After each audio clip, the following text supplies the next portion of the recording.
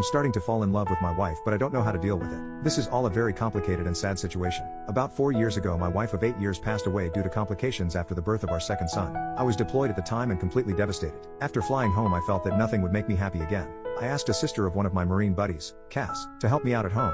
She had been friends with my wife and she agreed in exchange for a place to stay. At the time, Cass was only 20 years old and in quite a bit of debt at the fault of her extremely abusive ex-boyfriend, who she had finally left about 3 months earlier. During the first few weeks of her helping out with the boys, she asked to borrow money to see a doctor due to shaking hands and bruises around her back door. I happily obliged. She was an angel, doing all of the cooking and cleaning and keeping my young family together. It turned out that she had developed some sort of neurological disorder, probably brought on by repeated abuse. At the time it seemed simple. I had good insurance, she needed health care, I never thought I'd be able to move on from my wife, and she was afraid of intimacy.